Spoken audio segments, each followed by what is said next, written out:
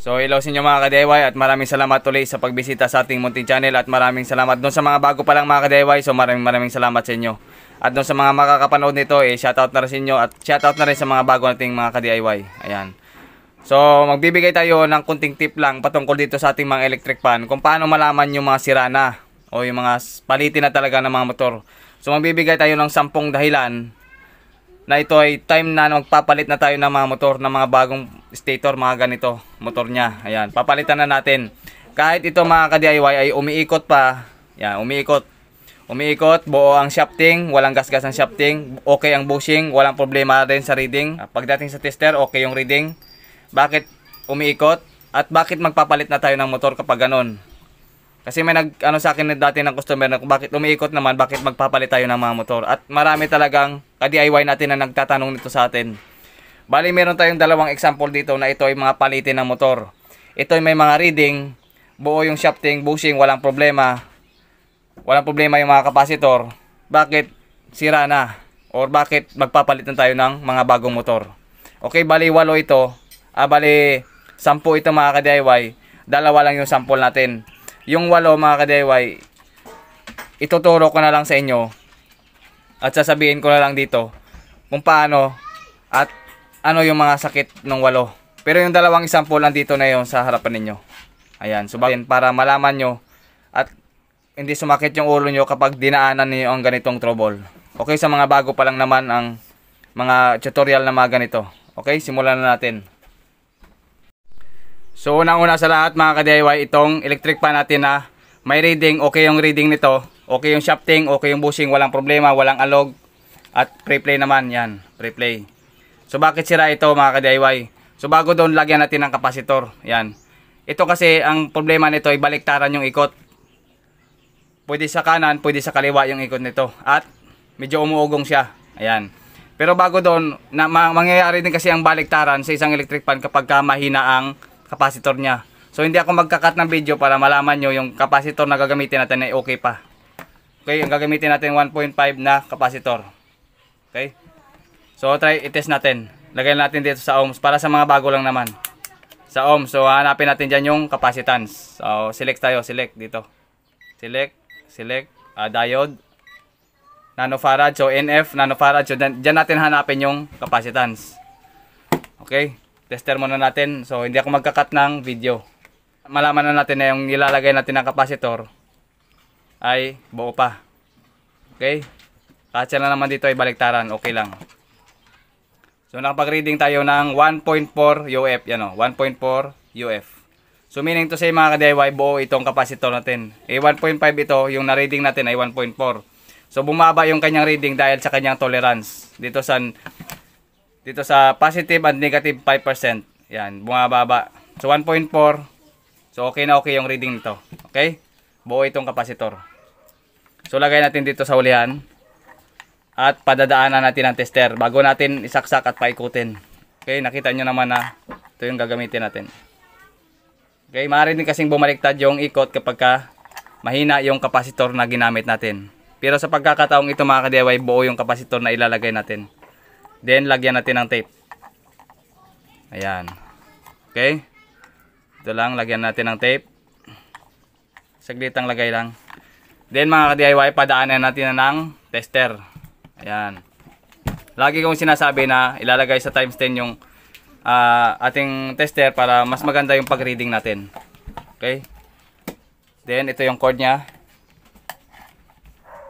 Then, 0 lang natin yung ating tester. Okay, final reading ito. Dapat isi-0 natin yung ating tester. Okay, ayan. 0 na. Then, bitawan. Then, pwede dito sa switch, mag-testing, pwede rin dito. So, dito tayo maglalagay ng tester sa dalawang saksakan niya. Okay, pag ganun lang. Then, pindutin natin ang number 1. Pag pindot ng number 1, na naka-reading kagad tayo ng 60 ohms. Ayan o. Tapit ko nga konti. Ayan. 50, 55, 60. 60 ohms number 1. Okay, may reading tayo. Yung binibigay na reading ay okay na yan. Yung number 2 na mga ka-DIY, pindutin natin number 2. So, 55 ang reading na yan. So, okay yung reading na yan mga ka-DIY. 0 natin. Then pindutin yung number 3. So, nag-reading tayo ng 50 ohms. So, habang tumataas tayo rito sa switch, bumababa yung reading na yan. At yung reading, napapansin nyo yung reading, halos magkakalapit lang dito. Yan, magkakalapit lang yung kanyang reading. So, meaning to say mga kadewa, yung binibigay na reading niya ay okay pa. Pasadong-pasado pa yung reading na yan. Kasi, minsan kasi, ang reading ay okay, pero pagdating sa pagpaikot ay sira yung motor. Okay? So, saksak natin.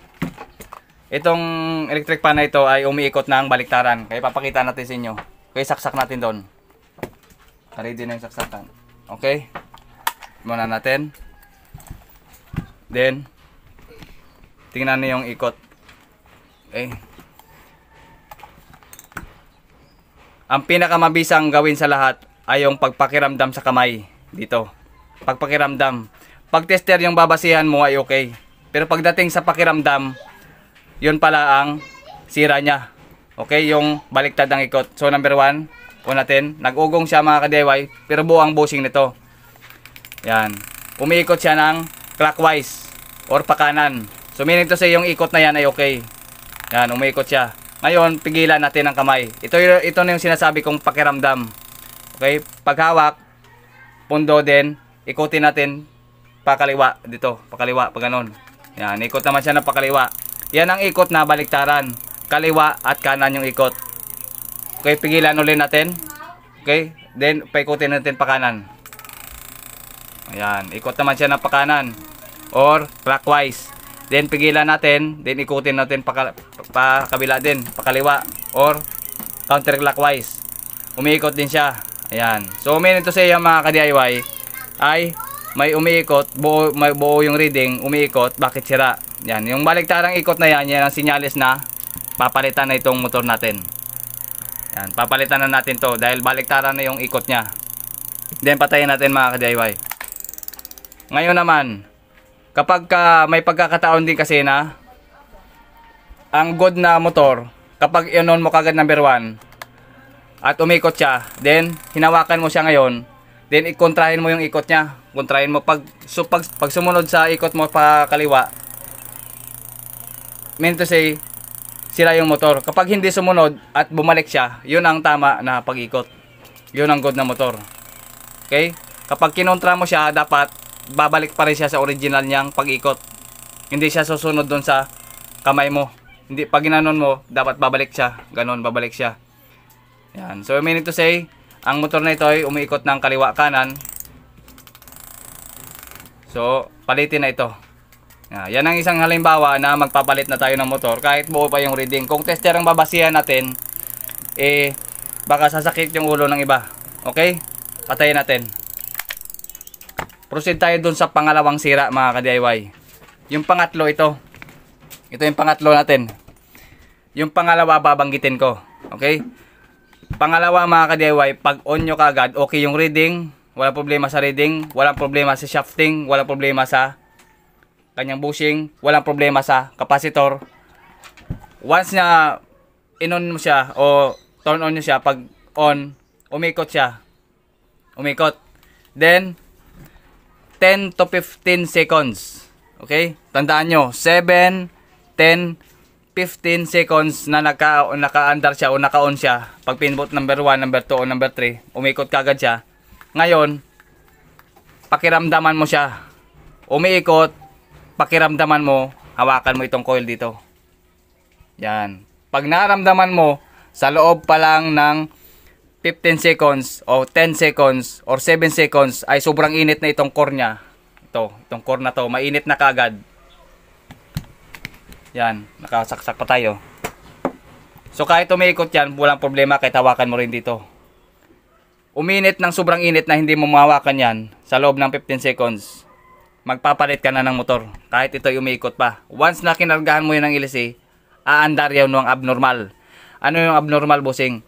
Yung mahinang ikot. Umiikot pero mahina. Hindi mo makukuha yung original niya talagang ikot nito. Ayun, yun ang pangalawa natin, mabilis uminit ang motor. Yan. Ilang segundo lang hindi mo mahawakan yung motor. At magpapalit ka na ng panibagong motor kahit okay yung reading, okay shafting, bushing, capacitor, okay lahat. Pero pag uminit, siguradong magpapalit ka. Pero yung init na normal na isang oras mo nang ginagamit at saka mainit, natural lang talaga yon. Pero yung segundo lang, seconds lang, 10 to 15 seconds, mainit na siya, wala na. Mangangamoy yun. Hanggang sa iinit ang iinit. Okay? Pangatlo sa listahan mga ka-DIY, ito, umiikot, may reading, at saka pre-play ito, walang problema yung shafting at bushing, hindi alog kapag ganon. Wala siyang alog, walang tama yung shafting, bushing, pre-play yan. Ayan. Pre-play yan mga ka-DIY. So, ang problema naman ito, hindi ito baliktad ang ikot. Ang problema nito mga ka-DIY, kahit pinindot mo dito sa speed niya, sa number 1, number 2, number 3, yung speed nila mga ka-DIY, iisa lang. Yan. Hindi nagbabago yung speed. Sira na rin ang motor kapag ganun. Iisa lang yung speed. May reading ito. Ang reading nito mga ka-DIY ay kompleto. Okay na okay yung reading nito. So, pasensyahan nyo na. Okay. So ayan mga ka-DIY, bali nilagay na natin dito sa kanyang saksakan. So 0 na natin. Okay? Naka 0 na tayo. Then lagay natin yung tester sa kanyang plug. On natin ang number 1. So napapansin nyo, nag-reading siya ng 60 ohms. Okay? 60 ohms yung kanyang reading. Ayan. Then number 2. 0, number 2. So, 55 yung kanyang reading. 55 ohms. So, meaning to say, yung binibigay na reading na yan ay okay. Then, next, 0, number 3. So, nag-reading siya ng 50 ohms. Okay? So, ibig sabihin yung reading na yan ay hindi nagkakalayo dito. Buo yung reading na yan. Okay? Once kasi na merong pumunta rito na isa sa malayo, sira din yung reading nun. Sa pagkakataong ito ay magkakalapit sila, so good na good yung reading na yan. Bakit sira? Then, puntahan natin dito sa kapasitor sa ulihan. Dito.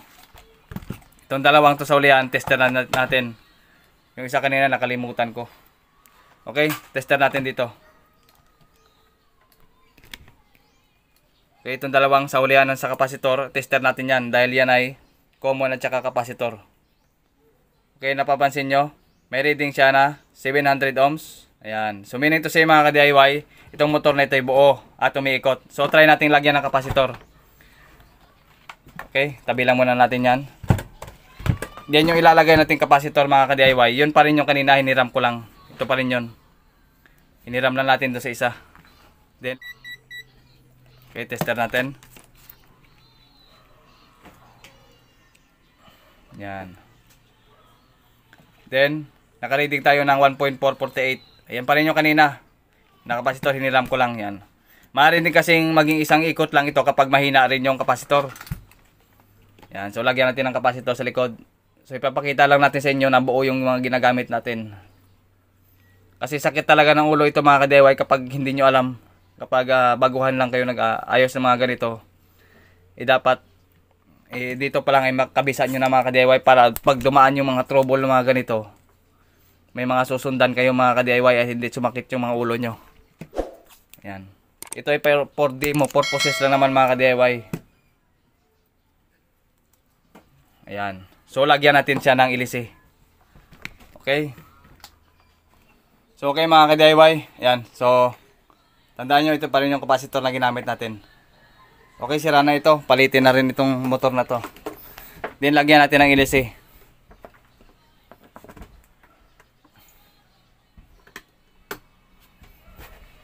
Then umiikot naman siya. Then kapag meron siyang meron na siyang LC, yung hangin niya isa lang, hindi nagbabago. Okay, saksak natin. Okay, mandar na kagad. Okay, number 1. Napapansin nyo mga ka-DIY yung ikot niya, sobrang hina. Then number 2, pindutan ito number 2. Ito. Buo yung kapasitor niyan mga ka-DIY. Number 2 ganun pa rin. Then number 3. Yan. Hindi nagbabago yung kanyang speed. Mahina pa rin yan mga ka-DIY. Mas mahina pa sa number 1 na speed. Kaya mo mga pigilan ito ng kamay. Kaya mo siya mapigilan ng kamay yan. Yan. Pagkapag nang ganyan nangyayari mga ka-DIY, napipigilan mo ng kamay, sira na yung motor niyan mga ka-DIY at hindi nagbabago yung kanyang speed. Kahit itusok mo yung kamay dito sa LC, yan, mahinang mahina. Samantalang yung nilagay natin na kapasitor ay buo. Yan, kapag ganito na lang, isa na lang yung speed nila, sira na yung motor niya mga ka-DIY, umiikot lang siya. Ang tendency niyan, iinit yung motor at mangangamoy. Yan. Yan, isa yan sa mga halimbawa na sira na yung motor na ito. Palitin na ito mga ka-DIY. Patayin natin. Palitin na ito kasi ito, mahina na. Hindi na ito kayanin. Shorted na rin yan kapag ganun. Shorted na yung motor. At explain natin yung iba pa. Okay? Pang-apat mga ka-DIY sa listahan, kapag sinaksak mo siya, okay yung reading, okay yung shafting, capacitor, lahat ng pisa sa kanya okay, pati yung reading. Pag sinaksak mo sa ating outlet, then pag pinindot mo na number 1, umiikot naman, then mabagal lang siya. Talagang mabagal na mabagal, parang ganito lang yung ikot niya. Ayan, medyo malakas-lakas lang dito konti yung kanyang ikot. Ayan, kapag ganon, shorted na rin yung motor nun o sira na rin ang motor nun. Panitin na rin yun mga ka-DIY, mabagal lang. Ayan, mabagal, pero hindi siya umiinit, mabagal lang. Mabagal lang yung ikot niya. Pag may LC na, hindi niya nakayanin yung LC. Kapag nilagyan na siya ng LC, hindi niya nakayanin paikutin. Okay mga ka-DIY. Panglima mga ka-DIY, mabagal na nangangamoy sunog or nangangamoy barnis. Yan, mabagal na nangangamoy barnis or nangangamoy sunog yung motor. At mainit siya. Yan. Okay, ulitin ko lang. Mabagal ang ikot, nangangamoy sunog barnis at mainit. Ayun. Yun ang tama doon na pagpapaliwanag pala. Okay? Bale, shorted na rin yung mga ka-DIY. Mabagal ang ikot niya at nangangamoy sunog. Okay? Pang-anim mga ka-DIY, mabagal din at nangangamoy langis. Shorted din ang shorted din yon. Mainit din siya mga ka-DIY, mainit din itong motor niya. Segundo pa lang mainit na at nangangamoy langis. Bakit mga ka-DIY? Dahil dito, kapag binuksan mo ito, paalala lang sa naglalagay ng mga langis, huwag masyadong maraming langis ito. Yung katamtaman lang na ma-absorb ng foam, okay na yon. Huwag yung sobrang rami ng langis pag maglalagay ng oil. Dahil kapag yan ay umikot, at dito yung motor sa gitna, then kapag umikot itong shaft niya, ayan, minsan yan sumasama dito yung langis at itatapon niya rito sa mismong motor sa loob dito. Diyan, itatapon niya rito yung langis. Okay? Diyan, or dito rin sa kanyang pan. Ayan o, dito sa pan, tatakbo yung langis diyan na marami. Higupin itong shafting, tapos dadaan sa pan, itatapon niya sa motor. Yun ang nangangamoy langis. Nilagyan nila ng maraming oil. Nakala nila yung maganda ang paglagay ng maraming oil. Hindi po maganda. Ang pinaka-the best na gawin ay katamtaman lang yung oil. Yung tamang ma-absorb lang ng foam at saka hindi tumulo dito kapag nakaposisyon na siya ng pagganon. Tutulo yan dito, yung langis. Sasabayan doon sa shafting. Okay? Sasabayan dito. Dadalo yung langis dito at tatapon niya sa motor. Tatapon niya pag ganon. Yan, tatapon niya yung langis. Yan ang shorted sa langis din. Tinatawag dito. Okay? Yun ang pang-6. Pang-7 mga ka-DIY. Pang-7, yung speed niya, pag pinindot, pag okay naman yung reading, lahat okay yung reading, bushing, shafting, okay lahat. Pag pinindot mo number 1 at saka number 2, number 1 at number 2, isa lang yung speed nila o isa lang yung lakas. Yung lakas nila ay parang number 1. Mas mababa pa sa number 1 na speed, sa original na speed. Yung number 1 at saka number 2, mababa yung ikot or mabagal. Then pagdating ng number 3, malakas din siya, pero parang number 2 siya. Kahit buo pa yung kapasitor na nilagay mo dito, malapit na rin yun. Malapit na rin yun mga ka-DIY. Palitin na rin ng motor yun. Kapag ganon, ay huwag mo nang ibigay sa customer. Palitan mo na ng mga bagong motor. Okay? Okay mga ka-DIY, pang-8. Okay yung reading. Okay yung shafting, bushing, kapasitor na nilalagay mo, okay naman. Okay, pag saksak mo, umugong kagad. Okay, kaya pinindot mo number 1, number 2, number 3, umugong. Samantalang wala namang diferensya yung kanyang shafting at saka bushing, kapasitor, walang problema lahat. Umugong. pag inikot mo dito shafting, sumasabay naman siya sa tamang ikot, sa clockwise. Clockwise kasi ang tamang ikot nito pag nakaharap ng motor. Pag inikot mo ng clockwise, umiikot din siya. Samantalang pag unang pindot may umugong kagad, pag ganun mo umikot, kanan. Ngayon, kinontra mo ng pakaliwa. Ngayon, hindi siya sumabay. Bumalik pa rin siya sa tamang pag-ikot. Okay pa rin siya. Then, hindi naman umiinit yung motor. Okay naman yung motor, hindi umiinit. Then, kapag nilagyan mo siya ng ilise, hindi na rin iikot yon. Okay mga ka-DIY, hindi na siya iikot. Or hindi na iikot yung ilise. Pero kapag walang ilise, iikot siya. Yan. Ganun mga ka-DIY. Yun ang pang-8 na sira. I-declare mo na yung palitin na rin ng motor yon. Okay? Pang-siyam mga ka-DIY. Okay lahat. Reading, okay. Okay naman ang bushing capacitor. Lahat na na-test mo na, okay na rin. Then, pag saksak mo din uli. Pag sinaksak mo rin, pag pindot mo number 1, number 2, number 3, okay naman lahat. Then, pag nilagyan mo siya ng ilisi, okay naman. Pero kapag magti-testing kaya ganito para malaman mo na kagad, pag pindot mo ng number at umikot, salangan mo ito mga ka-DIY, itong tester natin sa grounded. Okay, pen tester. Dito mo kagad abangan sa shafting. Kaya ito mabisa talaga ito kung may mga grounded. Kahit siyang appliances, basta gumagamit ng electricity, kayang-kaya nito mga ka-DIY. 1000 volts naman to eh. 1000 volts at yung kaya nito, yan 1000 volts to 500 volts. So kapag ginanon mo yun sa shafting, kahit umikot yan, pag ginanon ito mo, at saka pumula, ibig sabihin grounded. Kagaya ng mga ganito. Naka-live tayo, yan o. Yan. Kita nyo, nagre-red. Ayan. Ayan o. Yan. Kapag yan ay ang sinalang mo yun dito sa shafting at saka grounded, pumula, malakas yung kanyang ilaw dito. Meaning to say, pag hawak mo yan dito, grounded kagad yan. Pag grounded yun mga ka-DIY, sisilipin mo na kagad ito. Itong leeg niya, dito sa leeg. Yan dito. Dito mo silipin, baka meron dyang nagasgasan at saka dumikit sa body, kaya nagkaroon ng grounded dito sa kanyang shafting o sa buong katawan niya. Okay? Minsan yan ang grounded dito. Kahit okay pa lahat, gumagana. Dito yan o. Dito yan mga ka-DIY sa gilid niya. Minsan dyan may sunog. May nasunog itong kanyang insulator. Itong kulay puti dito na kanyang insulator. Nasunog yan.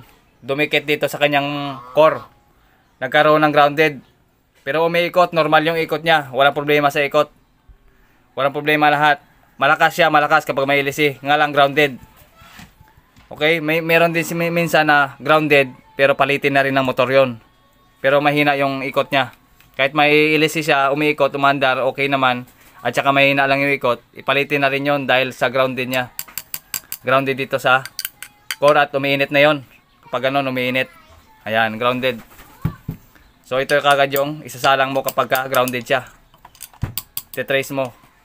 Gamit nito, pen tester. Okay, pang 10 mga ka-DIY, abnormal yung reading. Kapag nilagyan natin ng pang 10, pag nilagyan natin ng tester dito, lagyan natin ng tester dito. Okay? Then, pag pindot natin, okay, pag pindot ng number 1, number 2, number 3, dito yung mga palo nila, alas magkakadikit yung number 1 at saka number 2. Dikit yung palo nila dito, magkalapit lang.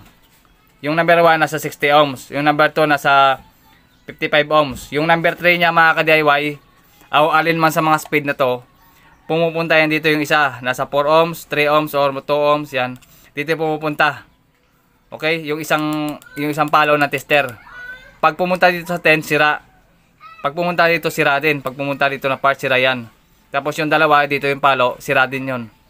Okay yun dito, pero pagdating sa isang palo niya ay dito. Or pumunta siya ng 2K. Pumunta siya ng 1K, 500 or 100. Yung isang palo. Okay? Sira din yung motor, shorted. At kapag walang palo dito sa kapasitor, sira din yun. Dito sa ulihan. Okay, yan ang pang 10. At saka, pag binuksan mo siya mga ka-DIY dito sa motor, dito sa ilalim, wala namang mga putol. Pero pag tingin mo dito sa kanyang ilalim dito, may dark spot na malaki, may itim or may sunog. Dito sa mga singit-singit, yan. Minsan kasi nag-abnormal ang reading dahil sa mga may putol sa loob, sa mga gilid. Yan, hindi mo lang napansin. O minsan dito sa loob talaga ng kanyang coil. Okay? Ganun lang mga ka-DIY. Yun ang pang-sampu natin. At tip na rin sa inyo mga ka-DIY, yung palaging nasisira ng mga motor, yung mga ito, yung mga maninipis na core. Yan o. Ayan. Yung mga maninipis nito na core, ito yung palaging nasisira talaga kasi ito, alum. Hindi siya purong tatso, ano siya, madali siya pag sa overheating, problema yung alum. Kaya sa mga branded mga ka-DIY, sa mga ganito branded ito matagal siyang masira kasi nga pure copper siya. Hindi kagaya nito na mga alum. Ito pure copper to isa. Pure copper to. Okay. Then, yung mga itsura niyan mga ka-DIY, hindi ko babanggitin yung brand. Ganito yung mga itsura niya yung mga buy one take one. Yan, ito. Kita mo parang ano siya, lata. Ito parang hinulma lang ng lata yan. Ang ganito yung mga daling masisira, yung mga nanipis.